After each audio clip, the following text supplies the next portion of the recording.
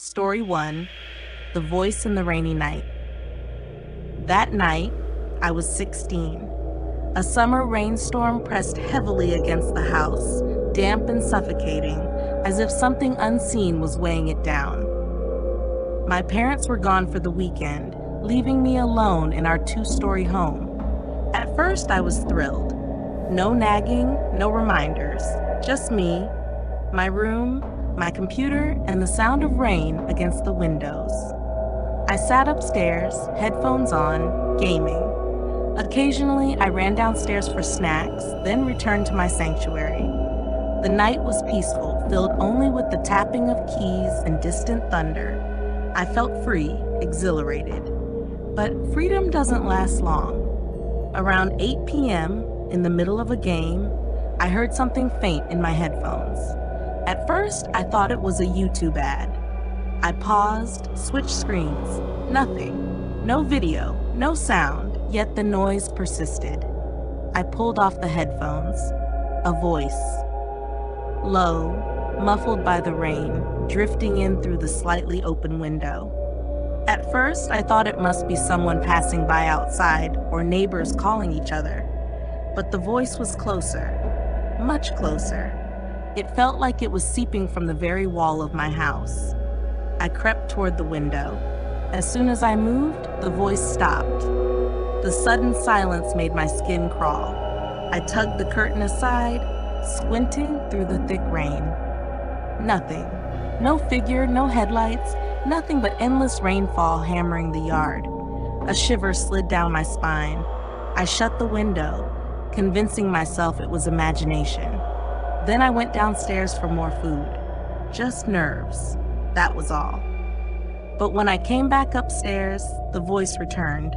Clearer this time. So clear it cut through even with my headphones still on. A man's voice, rough, gravelly, dragging each word like it was pulled from a throat ruined by smoke. I yanked the headphones off. The house was dead silent except for the pounding rain. My heart thudded as I strained to listen. Then Luke? I froze. That was my name. Not the full Lucas, but the nickname only my friends used, Luke. Whoever it was, he knew me. He knew I was here. The voice came from inside, from downstairs. I swallowed hard, my throat dry as sand. The voice was unfamiliar, deep, broken, too calm, and that was the worst part. He didn't shout, didn't threaten. He just whispered my name as though we were friends sharing a secret. Hand trembling, I opened my bedroom door. The hinges groaned in the heavy silence. Luke, this time, from the foot of the staircase. My chest tightened. He was inside the house. I didn't dare close the door, afraid of making noise. Instead, I backed toward the window. Rain still pounded the roof outside. I knew I had no choice. Stay, and I'd be found. I slid the window open and crawled onto the slick rooftop. Cold rain lashed my face as I pressed my back against the wall. The roof slanted steeply, narrow and treacherous. Below was only wet grass and bushes, nearly 10 feet down. A bad jump could break my legs, but staying meant death. Then I remembered my phone was still on the desk. Without it, I couldn't call for help. I turned, peering back into my lit room. The glow of the laptop spilled faintly across the walls. And then I saw it, a shadow. Someone had entered my room. Luke? The voice drifted out again, almost gentle. He was in my room, rifling through my things, and any moment now, he would realize I just left. I pressed myself harder against the wall, breath held, body trembling, but instinct screamed. Don't stay still. Don't let him find you. I edged toward the roof's ledge. Below, the soaked lawn awaited. I had no time to think. I jumped. Pain ripped through my legs on landing, but I didn't break anything. Somehow I stumbled upright and bolted into the storm. Rain blinded me as I sprinted, pounding on neighbors' doors, screaming for help. No one answered. To them, I was just a crazed kid in the rain. Finally, one family called the police, thinking I was trying to cause trouble. That call saved me. When the officers searched my house, they found nothing, but my bedroom window was wide open, rain soaking the desk, which meant, after failing to find me inside, he had looked out. He knew I'd been standing there. He knew I had escaped. If I'd hesitated even seconds longer, he would have seen me on the roof. If I'd landed badly, he could have dragged me back in. If he had waited just a little longer, I wouldn't be here to tell this story. My legs swelled for days after the fall, but the injury wasn't what haunted me. It was the voice. That rasping, almost tender whisper calling my name in the rain. A voice I didn't recognize, but one that knew exactly who I was. And the worst part? They never caught him. Even now, years later, I can't sleep peacefully when thunderstorms roll in. Because sometimes, buried within the rain, I swear I hear it again. That soft, rasping voice, Luke. Story 2, The Neighbor at the Door. The neighborhood I grew up in was always quiet. The kind of place where people had known each other for decades. Where every morning came with a wave the every night with a good evening. I grew up in this house. Even after my parents moved away, I stayed. It was familiar, safe, at least until the autumn when he arrived, the man who moved into the empty house across the street. That house had sat vacant for nearly 2 years. When he showed up, I felt relieved. Finally, someone to fill the void. But that relief didn't last, because the man wasn't like anyone else. The first day, I glimpsed him. Tall, gaunt, streaks of gray in his hair, eyes sunk deep into shadow. He didn't smile, didn't nod, didn't acknowledge me. He just stood on the doorstep, surveying the street. I thought maybe he was shy, still settling in, but he kept doing it. Every evening, when I drew my curtains, his eyes were there. I'd glance out the window, and there he was, standing in his doorway, not moving, not blinking, staring straight at my house. At first, I tried to laugh it off, but night after night, at the exact same time, he was there, unmoving, watching. The weight of his stare grew unbearable. I felt smothered whenever I closed the curtains, like his gaze pierced straight through the walls. One evening, I braved it, opened my window and waved. He didn't wave back, didn't nod, didn't move, just stared. Those hollow eyes, flat and lifeless, locked on mine. I slammed the window shut, shivering. After that, things escalated. I realized he wasn't just looking at my house. He was following my every move. If I turned on the kitchen light, his head turned toward it. If I walked upstairs, his eyes lifted with me. He was tracking me, step for step. The dread gnawed at me. I confided in another neighbor, asking if they noticed. They chuckled, brushing me off. He's just a weird old guy. Don't let it bother you. But I knew better. One night, around 2 a.m., I woke thirsty. I went downstairs, turned on the kitchen light, and froze.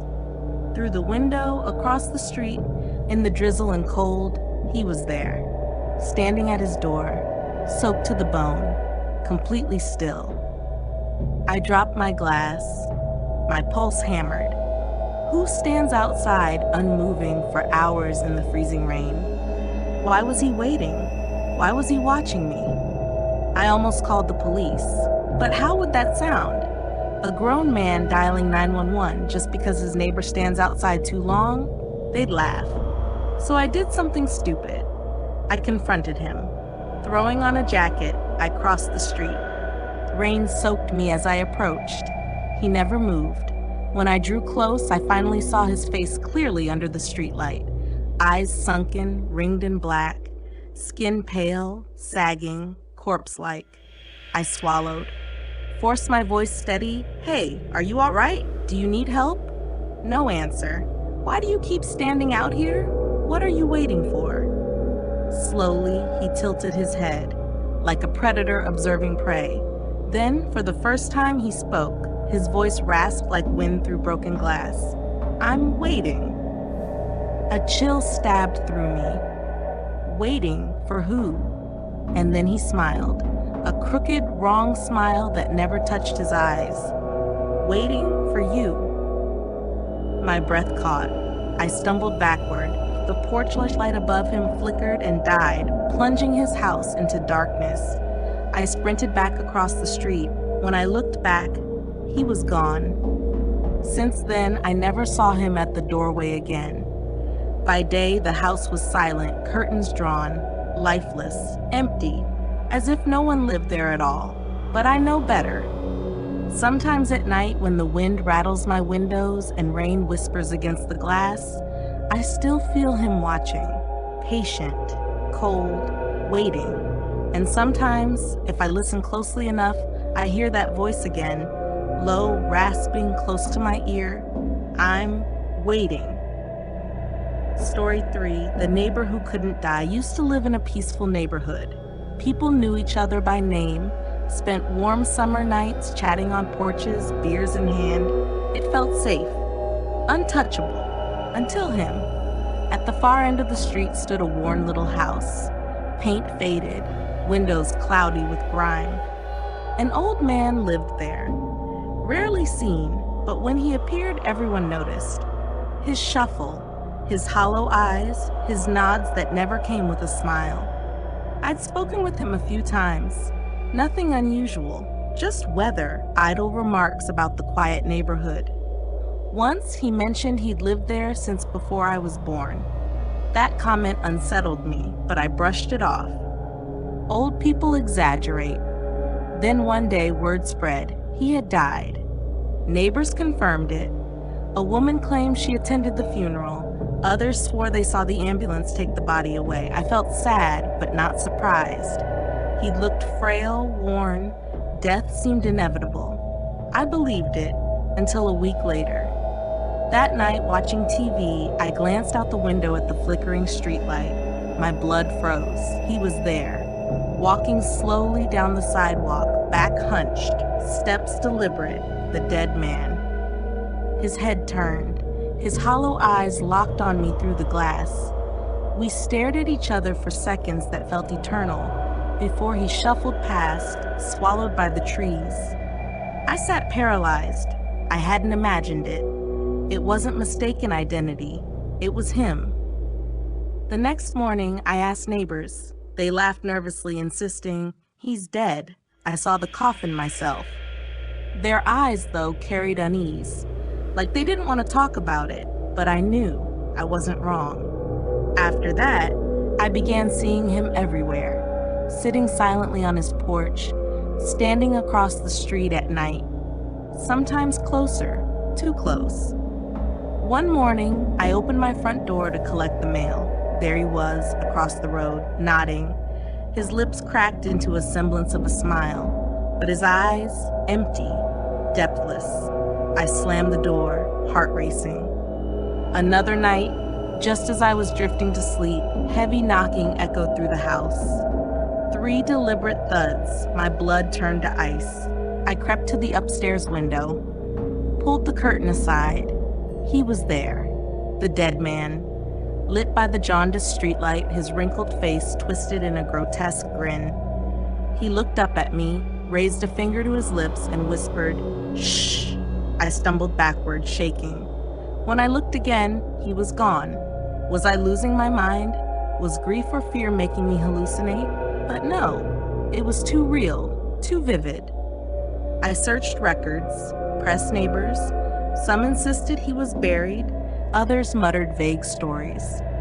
The whole street seemed intent on silence, as if protecting some secret.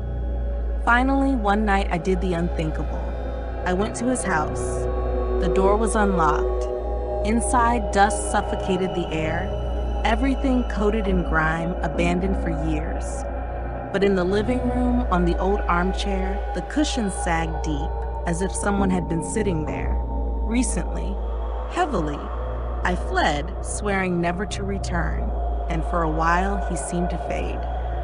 Weeks passed without sightings. I almost convinced myself it was over, until one freezing winter night, I woke in darkness, the sense of another presence filling my room. My breath caught. I dared not move. And then, right by my ear, a rasping whisper, "You weren't supposed to see me." I shot up, turned on the light. Nothing. Just an open window, curtain whipping in the wind. I moved out soon after. Left the street, left the memories behind. But I'll never forget, because he was dead. Everyone knew that. And if he truly was, then what was it that walked my street, stood at my door, and whispered in my ear? Even now, on cold, lonely nights, I hear it again. Soft, deliberate, undeniable. "You weren't supposed to see me.